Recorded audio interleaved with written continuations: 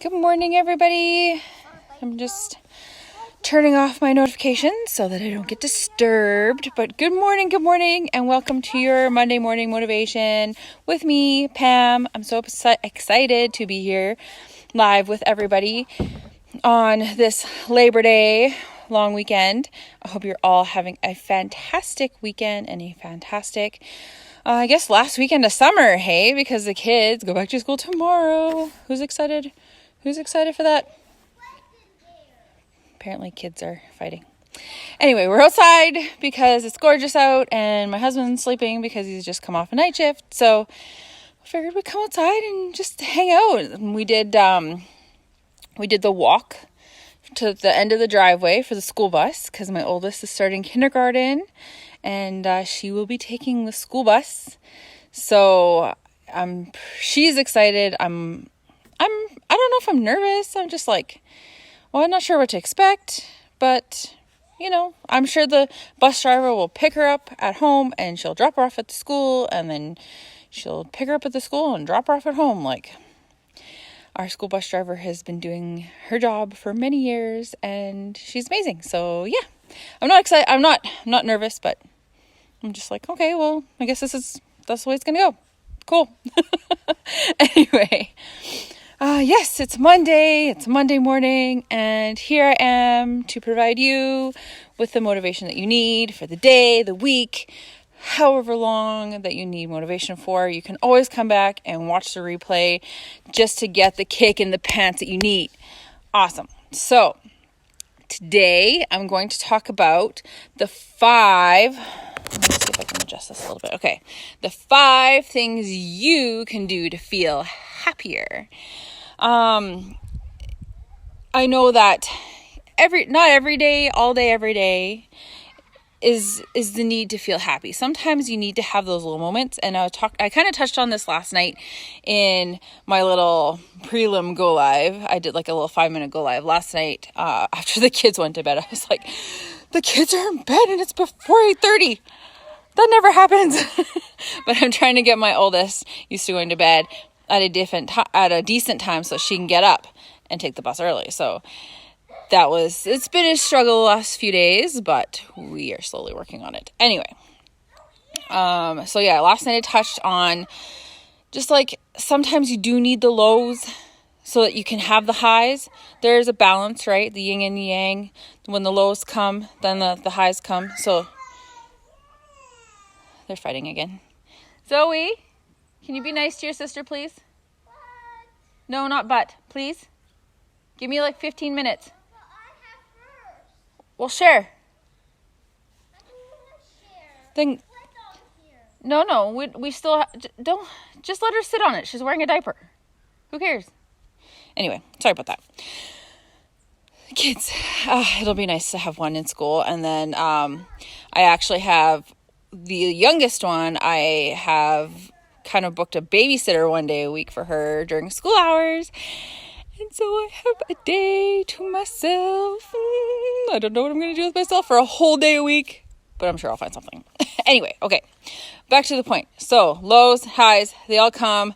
So when you have the lows, the bad days, the kind of days where you're just not feeling right or it's just not going your way or whatever, you know that the highs are going to come after that, right? Because you have the lows, the highs are coming. It's just all about balance.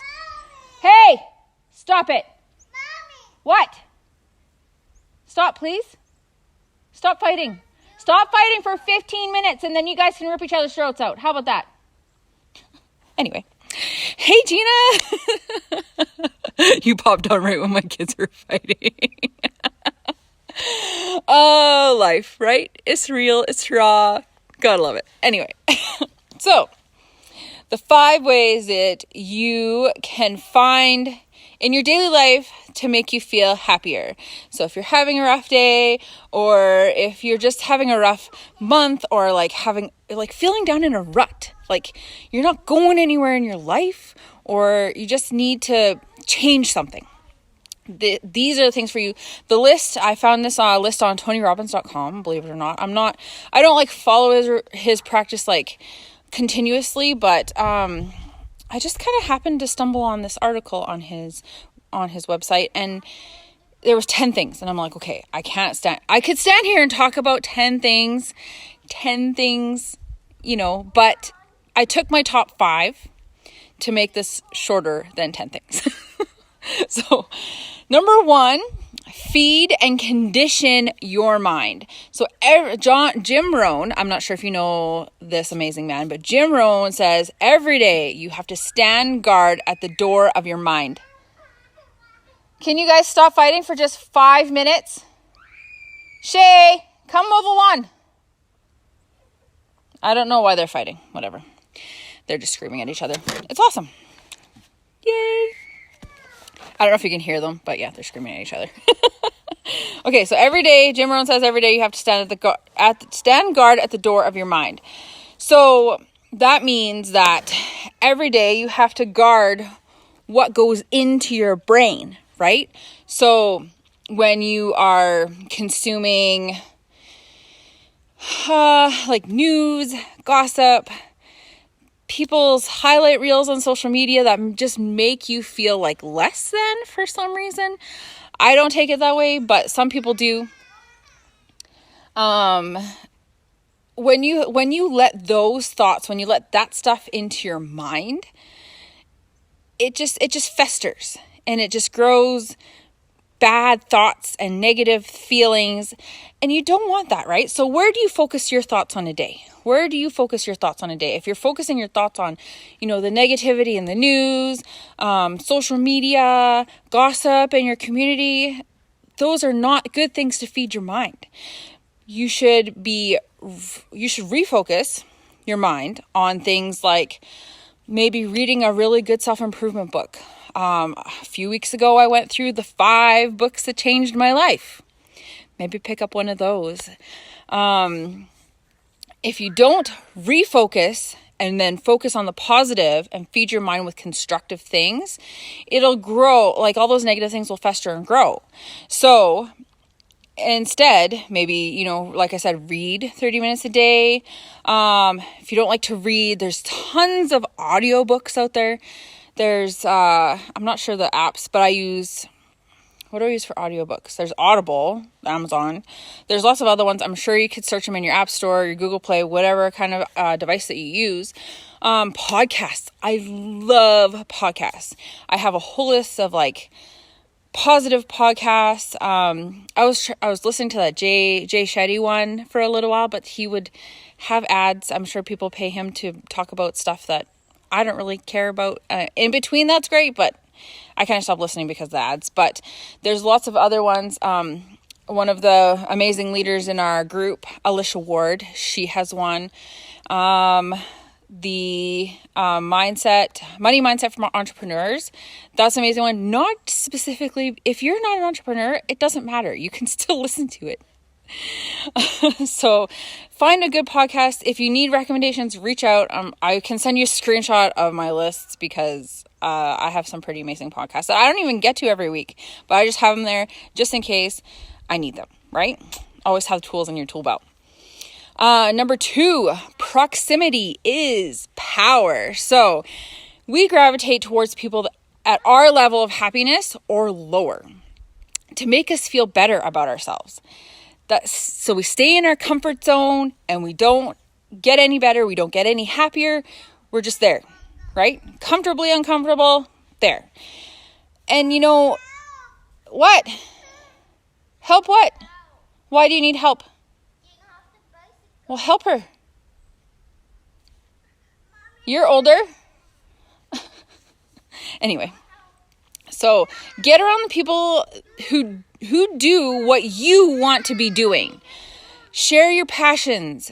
They share your passions and they can teach you something new anytime. You know what I'll do, Gina, is what I will screenshot my list of podcasts, like in my Apple Podcast app, and I will put it in the comments of this once I'm done. Okay, I will definitely do that for you. Awesome girl. So yes, proximity. If you are around the people that are like your level of happiness or lower, how do you think you're going to get any happier? You are the average of the 5 people that you surround yourself with if those people are always talking about the crap in the news, gossip around the community, who needs that kind of negativity? I know I try to block it out. I live with somebody that actually consumes that kind of negativity on a regular basis.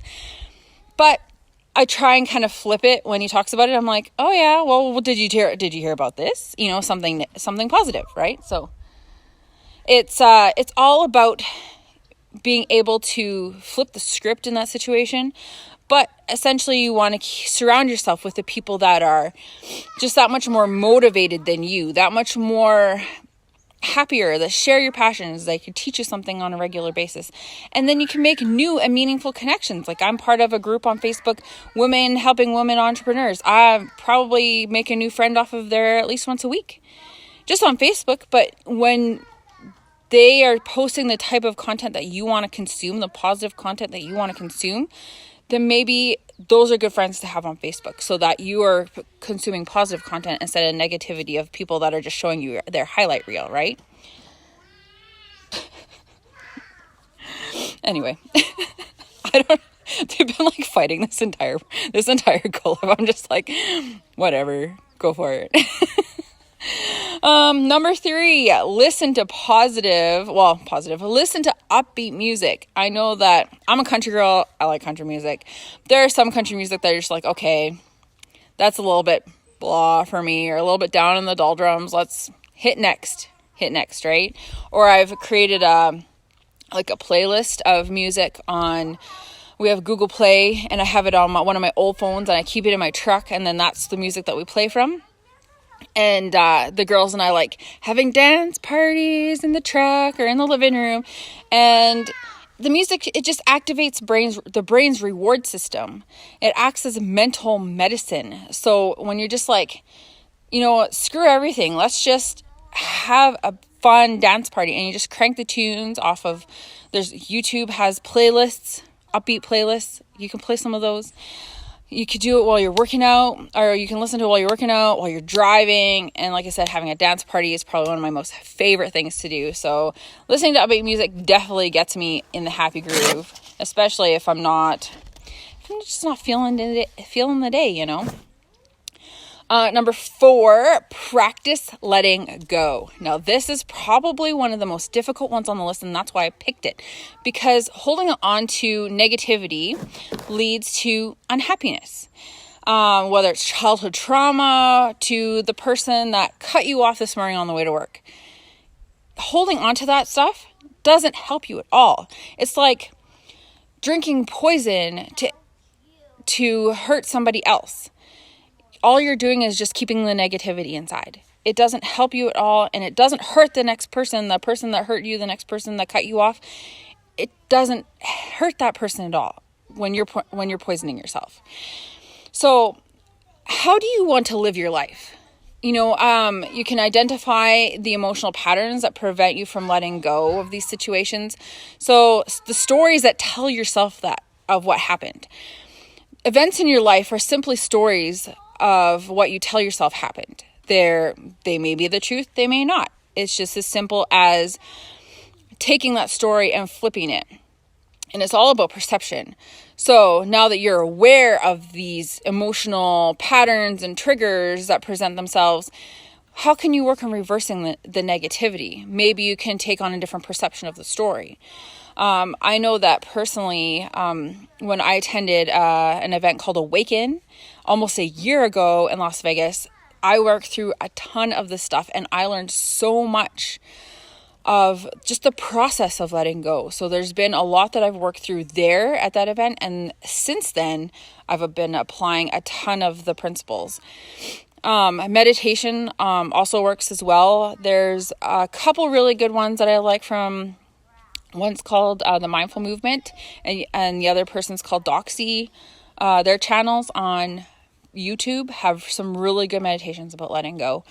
So I can post them in the comments too as well if you'd like to listen to those. But yeah, definitely, if you have a chance to attend Awaken, it's amazing. It's definitely life transforming, completely life transforming. Number 5, practicing self-care. So this one is for all the parents out there that do everything for everybody else. You know, lots of people are like, oh, well, moms do this much and they never do anything for themselves. Well, dads can be like that too. So you are continually doing things for other people, but daily self-care is one of the most important keys to being happy. And I have been realizing this lately, but I haven't really been applying it as much as I should be, such as the reason for getting a babysitter once a week for my little one while my older one is in school, so that I can have a day a week to focus on myself. But a day a week is not generally enough, so you do have to do little things for yourself every day. So whether you go get a coffee from Starbucks if you like Starbucks, or a latte or whatever. They're playing in the water, they're gonna get cold. Take a 30-minute nap if you can. Personally, it's kind of the opposite of the nap thing, but I wake up early so I can have a quiet moment to myself where I, just sit and drink my coffee, or I meditate, or I exercise, or just something for myself in the morning before the kids wake up. When school starts here tomorrow, it's going to be a little bit different.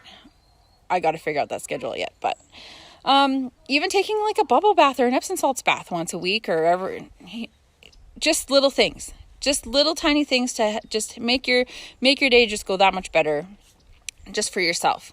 You can say the big things like, getting a massage or having a spa day, or like if you hate cleaning your house like I do, one of the things on my list is getting a housekeeper. If I get a housekeeper like once a week or once every 2 weeks, I think that would be a ton of self-care for me. But save those things for like weekly or monthly things, right? Really big things like vacations could be like quarterly or annually. You don't need to take a vacation every day. Just take a little mini vacation in your mind. That's why I love meditation or visualization. Those things are really beneficial to me, and that's how I practice self-care. And like I said, I haven't been doing as much as I should, but definitely going to be doing it now that school's back in and I can find a rhythm to our life. So anyway, those are the 5 things that you can do just to make yourself happier. Little things on a regular basis. It doesn't have to be anything huge, but the biggest thing is stepping out of your comfort zone, right? You don't want to, like dark or something.